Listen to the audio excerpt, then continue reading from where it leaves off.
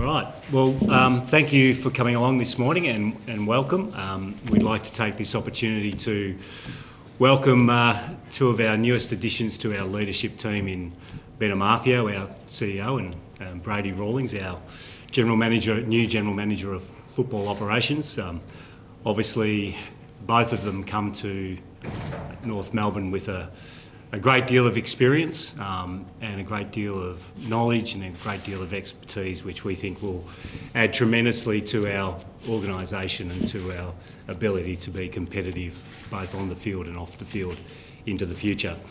I probably don't need to introduce either of them in any great detail, but you know Ben's background. He has an outstanding record of working for some of the biggest sports and entertainment organisations, both domestically and globally, having worked at the NBA, the AFL, with Southern Cross Austereo, and more recently with Cricket Australia. So we welcome Ben to Arden Street.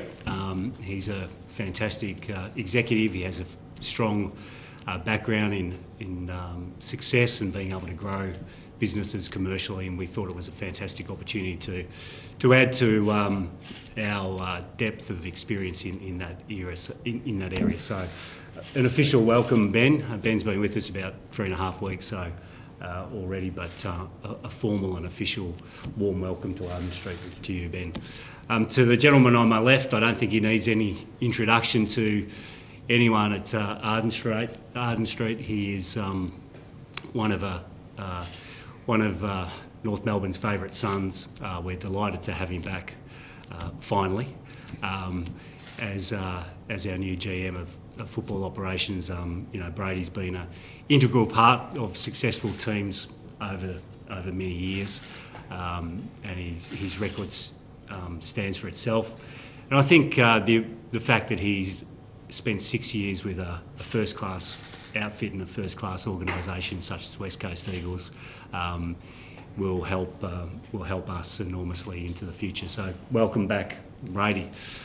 With that said, I think I've said recently that this has been an incredible year of change for our football club. It was born out of, frustration and impatience to be successful on the field and off the field. We've done a fantastic job in the last 5 to 10 years of building a sustainable operational platform, but ultimately we exist to play in premierships. We haven't played in a premiership since 1999.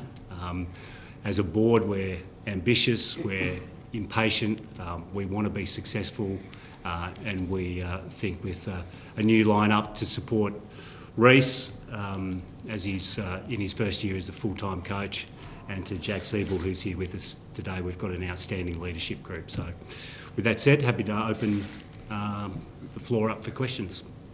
This is copyright, you've got to ask the first question. Let me guess what you're going to ask, Tom. Ben, you've made a point obviously about the change, and yep. How close do you think this footy club is to taking that step to like a 1999 player? Yeah, well, I think the first thing you've got to acknowledge is extremely competitive, but I think we proved this year that we can be competitive with the best teams in the competition and the teams that made the finals, and we beat a few of those. And if we can produce that form consistently, then I've got no doubt that we can put ourselves in the frame in the next couple of years. And Ben, I'm sorry. What's changed from, obviously it's a different attitude, but we've seen Brad Scott, a lot of what he said when he was leaving was that he needed to take a step back to go forward, and now there's a lot of talk around winning premierships next year. It's a big difference. There's not a lot of wiggle room. Yeah, look, I think we've got incredible belief in this group of players. We will, obviously through Brady's efforts and others, will seek to add to that through the draft and trading and other mechanisms. But a lot of it is about having confidence in the players that you have, and I think we've got some outstanding players. We've got some youngsters coming through in a young group that performed extremely well for a lot of the second half of the season. I think we had 4 Rising Star nominations. So if we continue to see development from that group, along with our older, more experienced group, I think we can be super competitive, and we expect to be. Sorry, you go. Just Brady, where do you see the list at, just broadly speaking? Yeah, I think we've got a lot of talent on our list. As Ben mentioned, our older group, some of the elite in the competition, we've got massive belief in that group of players. We're able to retain a few of our guys that we target and want to retain as well, which is a great sign of their belief of our club going forward. But the young talent coming through is really exciting. We've been able to get plenty of games into them, and I think they've shown that they're one of the better groups of young players in the competition. So we obviously want to get better over time. We want to increase the talent on our list, but we've got plenty of belief in the group we've currently got and the coaching staff that we've got to get the best out of them. Brady, are you going to keep with the strategy of trying to target an available high-profile free agent, or are you more inclined to sort of take the long route and go to the draft? We'll look at all avenues to get better on our list. So obviously we went to the draft this year with 3 youngsters coming in. We got a free agent in Josh Walker to stabilise us down back a little bit more. But going forward, we look at every avenue. So we'll be looking in the free agency space, we'll be looking in the trade space, we'll be looking in the draft space. I think you need a good combination of everything to get the best list possible. Do you think the stability you've got now in these key appointments, obviously including coach and Ben, make the free agency argument for those types of players more compelling? I think the attraction we have as a club has got a lot to do with the way we play and the way we want to play. The coach, second half of the year, made some really strong gains in that area. We think we can go another level again with the way we play. I think that makes you a bit more attractive as a club. So if we can get that side of things sorted and are more successful as a club, we become more attractive as a club as well. We think we've got plenty to offer as a club. That's with our culture, our facility. There's nothing that we don't want at this club. What's your relationship like with West Coast now, and what have you been up to the last 6 months? He's got a very, very good garden. Yeah, the green thumbs come out. Incredible gardener. No, it's a terrific relationship with West Coast. Obviously, Adam Simpson and I are really good friends, speak regularly. Craig Vozzo and Trevor Nisbet have been terrific throughout this period as well. I had a contractual obligation I need to fulfil until December 1, which I did, and that's out of respect for West Coast Eagles as a club. So we've moved past that now, and the feet's under the desk. So really excited about opportunities going forward for this club. Was that initial bit with Adam? Obviously, he's super close to Adam, and he obviously wasn't happy with the decision. Was that pretty difficult for a period? Yeah, I think when you've got relationships within a club, it's always difficult to make the decision to leave. The decision for me to come back was somewhat easy because of the opportunity. This is my club. So that was really exciting opportunity for me, but the relationships that I had at West Coast did make it somewhat difficult. And obviously when you go over with the coach, and he felt like there was unfinished business there, and then that was a pretty hard conversation to have. But I needed to do what was best for my footy club here, and for me and my family, and that was to come back to North. How are the resources of the West Coast Footy Department compared to the available resources you've got here? I only had 2 weeks with the new facility at West Coast, and obviously it's outstanding, but the facility that they come from was very standard amongst the competition. It wasn't at the elite level, and we saw some amazing success. So that's not the be-all and end-all. It's about the culture and the people within your facility. And the facility we've got here is terrific, but it's more about our people that are within this facility and maximising what we've got. Brady, are we to believe that you didn't have any input at all into any of the list decisions until December?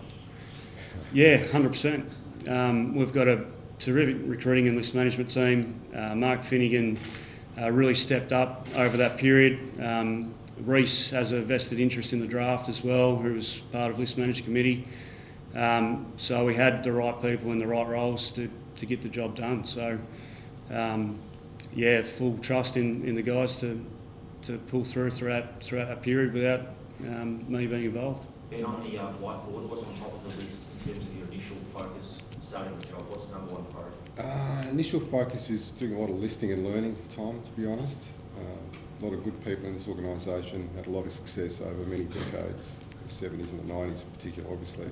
So trying to draw on the learnings of the past, trying to understand and get to know the people, learn about what we need to do in the role and in the job, and grow. We want to grow, we want to get success. Where the people in this organisation are hungry for success on and off the field, which is really good. So what's the next stage of the Arden Street situation? Obviously, the state government's focused on sort of transforming this area into a hub. Yeah. What's the opportunities to take that? Yeah, so we've had a few meetings with government already. We're keen to extend out and up because we want to, Brady was just talking about facilities at West Coast. We're very pleased with the facilities we have, but we want to grow. We want to do more around the community space. We want to do more around, particularly around women. Women's change rooms have dedicated change rooms for the opposition as well when we're playing here. So those sorts of things. Ben, you were down in Tassie last week. Where is this footy club? Everyone talks about what's going to happen long into the future. What's your view on what's going to happen with North Melbourne and Tassie? I think that's, look, I'm new in the role. I would say the same thing I said down there. We are very supportive and we think the two-team model works for us and for Hawthorn. We think it works for us, we think it works for the fans, we think it works for the community. I know both clubs are very active in the community. If the AFL determines that they want to have a dedicated team down there, we won't stand in their way and we would be fully supportive of that. But until such time as that happens, and there might be a report coming out shortly, until such time that happens, we want to continue playing down there, we want to continue investing in the community. Ben, do you feel in principle that the AFL is pushing towards North perhaps being the standalone team in Tasmania? I mean, that's a conversation you'd need to have with the AFL. I just reiterate what Ben said. You know, we've got 2 more years of an agreement to play 4 games.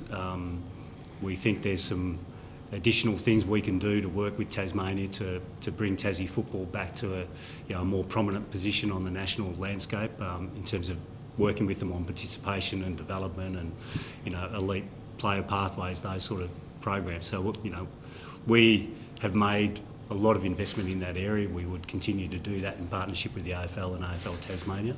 But ultimately, that's a decision for the AFL as to whether they want to support a licence to be in Tasmania. And as Ben said, if that was the decision, we wouldn't stand in that way. But we've made a commitment to play 4 games, and I've said previously that we don't intend to play more than 4 games. In your ideal world, what would be the split if you were a standalone team in Tasmania? What's the commercial optimum situation in terms of how many games you'd like to play? Well, I think I just answered the question, Tom. I said I think our commitment to 4 games is a genuine one, and I don't think we have a view that we would play any more. No, just going to ask about Good Friday as well. Obviously, it's been fantastic for the footy club, but you're not locked in forever. Do you think you should be locked in forever for Good Friday, given what this footy club's done? Yeah. Is that something you'll take up with the AFL? Yeah, I mean, we think we should be. I think we've done an incredible job and worked really hard at making that a day not just about football, but also supporting the Royal Children's Hospital and the appeal. And we'll work with any other team, but we'd like to lock it in for the long term. But I think the AFL is very supportive of us, and I think they recognise that we've done a very good job in promoting it beyond what happens on the footy fields. But to answer your question, Glenn, we'd love to lock it in for the long term. Ben, we've got here the narrative obviously around the cooked breakfast. Let's get it out of the way. So everyone's had a say on it. Did you all flip as to who was going to ask that question? Yeah. You lost. Something like that. Everyone's had a say on it. We haven't heard from you on it. Can you shed any light on how that all went down? I have spoken about it. Look, I think the people in the know understand and accept it for what it was, a tongue-in-cheek tale that created a life of its own, and know that there was no one really took it seriously that really knew what was going on. So, look, as your esteemed colleague said, I think there's a lot of hollandaise sauce on that story. But the team and the staff have a barbecue here every Friday, every second Friday. I think Reece and Ben's offered to put the apron on and cook. Thanks. Thank you.